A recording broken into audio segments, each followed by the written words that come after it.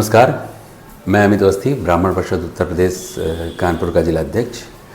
उम्मीद करता हूँ आप लोग सपरिवार बहुत ही अच्छे होंगे। आज मैं आपके सामने हूँ एक किताब के रिव्यू के लिए। उस किताब का नाम है ब्राह्मण द ग्रेट। आप में से बहुत से ब्राह्मणों के पास इस तरीके का मैसेज आया होगा कि एक नियाज खान ने लिखी है ब्राह्मण द ग्रेट, ब्राह्मणों को बहुत महान बताया है। और मेरे ख्याल से बहुत से ऐसे हैं जिन्होंने किताब नहीं पढ़ी हो, फुर्सत ना मिली हो, पढ़ने का शौक़ ना हो, उसमें कोई बात नहीं होती है।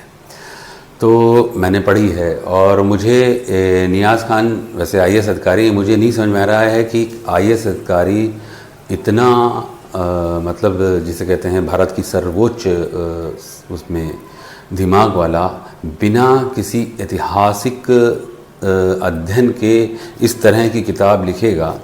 मुझे नहीं लगता ये किस लिए लिखी, या तो ये किसी ब्राह्मणों के चाटुकारिता के लिए लिखी गई है या उन्होंने इसको कहानी की तरह लिखा हुआ है।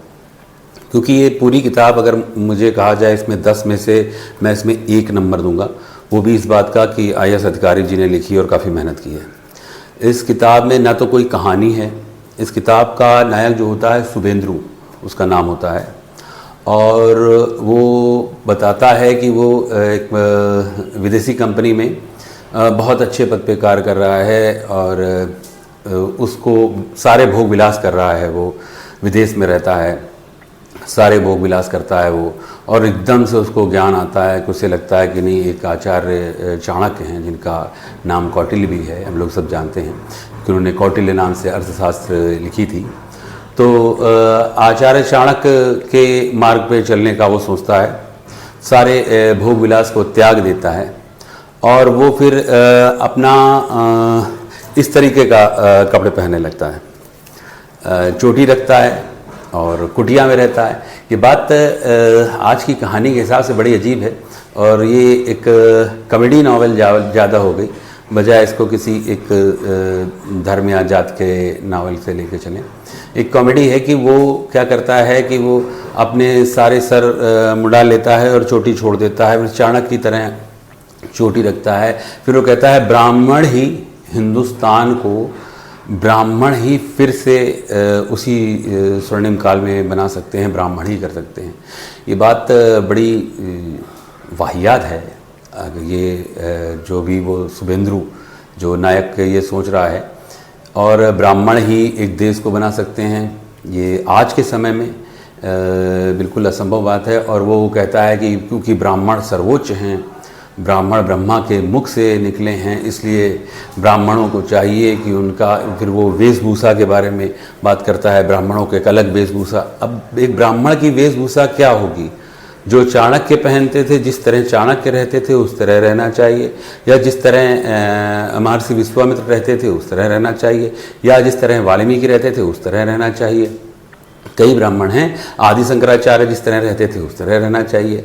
चाणक्य वो जो कहानी का नायक है, वो अपने आप को जूनियर कौटिल्य कहलाना पसंद करता है और उसको लोग धीरे धीरे उसके अनुयायी होते चले जाते हैं। वो सबके सर का मुंडन करा देता है और चोटी रखवा देता है। लास्ट में उसके बहुत सारे अनुयायी होते हैं जो मानते हैं कि हाँ, और देश सुधार देंगे। तो देश सुधारने की ये जो भी कहानी है, तो कहानी है क्योंकि कोई एक जात, ये देश, इस देश, हमारे देश का फैब्रिक इतना अच्छा, इतने अच्छे तरीके से बना है इस देश का फैब्रिक।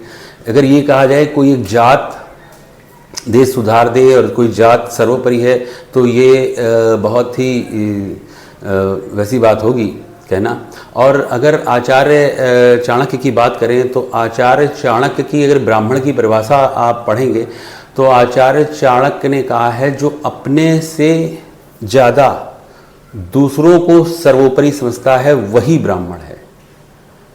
तो बिल्कुल बात ही अलग हो जाती है।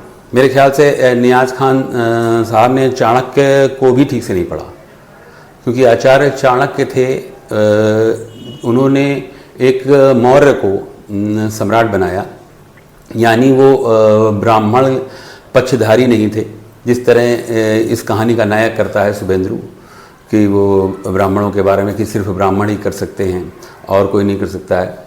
और वो आचार्य चाणक्य ब्राह्मणों की कुछ हरकतों से बहुत ही रुष्ट रहते थे। और इस तरह कॉपी ढूंढना, ब्राह्मण एक ही तरीके के कपड़े पहने, इस तरीके के आचार्य चाणक्य ने अपने ग्रंथों में हमेशा इस तरीके के ब्राह्मणों को जो नाटक करते हैं उनको ब्राह्मणी मलेच्छ कहा है। अगर संस्कृत में शब्द है और मलेच्छ हम लोग भी जानते हैं। उनको कहा है जो नाटक करके, मतलब नाटक मतलब रूप धारण करके जो घूम रहे हैं, बाहर से बहुत सीधे बने रहते हैं। तो ये जो नायक है वो बाहर से बहुत सीधा बना रहता है, उसने सब त्याग दिया है, मोबाइल नहीं छूता है, कुटिया में रह रहा होता है, जल वो घड़े का पी रहा होता है। अब आज के ज़माने में घड़े का जल, या तो आप तपस्या कर रहे हैं मान लेते हैं, देश बदलने के लिए आप घड़े का जल, ये तो एक तरीके से तालिबानी संस्कृति हुई कि गाना नहीं सुनेंगे, ये नहीं करेंगे, तालिबानी जैसे करते हैं। तो तालिबानी करण एक तरह हो गया कि तालिबानी करण ब्राह्मणों को भी बन जाए।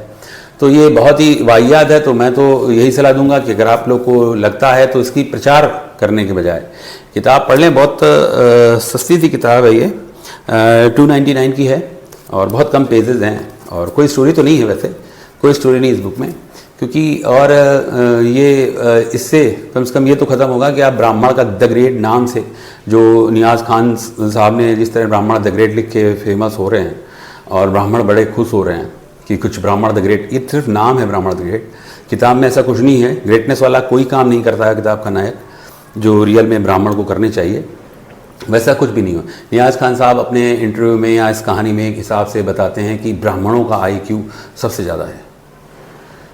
तो वैसे उन्होंने कहा है कि ब्राह्मणों का IQ सबसे ज़्यादा होता था। अब ये बात चलते चलते चली आ गई कि ब्राह्मणों का IQ सबसे ज़्यादा है, इसके भी मैसेज आते हैं ब्राह्मणों का IQ सबसे ज़्यादा, जबकि ये एक अजीब सी बात है कि ब्राह्मणों का IQ ज़्यादा है कम है, ऐसी कोई कहीं किसी भी उसमें कहीं गणना नहीं हुई है कि ब्राह्मणों का बौद्धिक स्तर देखा गया हो, फिर अन्य जातियों का बौद्धिक स्तर देखा गया हो, ऐसा कुछ नहीं। ब्राह्मणों को एडवांटेज ज़्यादा मिले, सहूलतें ज़्यादा मिली तो वो अच्छे पदों पे गए। और IQ की बात करें तो ये बड़ा शर्मनाक है कि पूरी दुनिया में एवरेज IQ मान के चलें हम लोग, अगर 75 से 130 के आसपास होना चाहिए और भारत का नंबर 130वें या 35वें, हमें बहुत ठीक से मुझे याद नहीं है, लेकिन इसी के आसपास है पूरी दुनिया में। भारत का एवरेज IQ 76 है। अगर आप ये कह लें कि हिंदू धर्म या ब्राह्मण धर्म के IQ बहुत ज़्यादा होते थे, भारत का एवरेज IQ 76 है। तो 80% करीब हिंदू हैं, ब्राह्मण उसमें 20% 15% ब्राह्मण समझ लीजिए, तब भी एवरेज 76 IQ है भारत का, जबकि उसके मुकाबले जापान का IQ है 1067 के आसपास, फिनलैंड का है। तो ये देश जापान प्रगति भी कर रहे हैं। अगर ब्राह्मणों का IQ बहुत अच्छा है, अकॉर्डिंग टू शुभेंदु नायक या नियाज़ खान जी, अगर ब्राह्मणों का IQ बहुत अच्छा है तो ब्राह्मणों को फिर इन सब कामों में नहीं पड़ना चाहिए कि आरक्षण हटाओ, कुछ भी काम करेंगे अगर IQ अच्छा है तो अच्छा ही होगा। जापान काफ़ी अच्छा राइज कर रहा है, हम लोग नहीं कर पा रहे हैं क्योंकि हम लोग किसी चीज़ में फंसे हुए हैं, इस तरह की बकवासों में फंसे हुए हैं। तो मेरी आखिरी सलाह आपसे यही होगी कि इस तरह की किसी भी चीज़ को, कहीं भी कोई लिखता है ब्राह्मण बहुत अच्छे हैं ये, उसको फॉरवर्ड करना बंद कर दीजिए, पहले उस पर अध्ययन करिए। अध्ययन करेंगे तो ये चीज़ रियल हो सकती है, IQ भी अच्छा हो सकता है और जो बातें लिख रहे हैं वो सच भी हो सकती हैं। तो आप सभी मेरे भाई बहन सब हैं, रिश्तेदार हैं, आप लोग मेरे परिवार के हैं। तो कोई भी इस तरह की कोई बात आती है, कोई बुक आती है, आप अगर नहीं पढ़ पाते हैं तो मुझे मैसेज कर दीजिए, मैं पढ़ लूँगा, फिर उसका रिव्यू दूँगा। ये बुक मेरे हिसाब से बहुत बेकार की है, इसको नहीं पढ़िए, और पढ़ना है तो पढ़िए, तो उसका रिव्यू मुझे बताइए कमेंट में कैसा लगा, और अगर अच्छा लगता हो तो लाइक कीजिए। इसी के साथ पूरी बात ख़त्म करता हूँ। बहुत बहुत धन्यवाद, अपना ख्याल रखिएगा, धन्यवाद।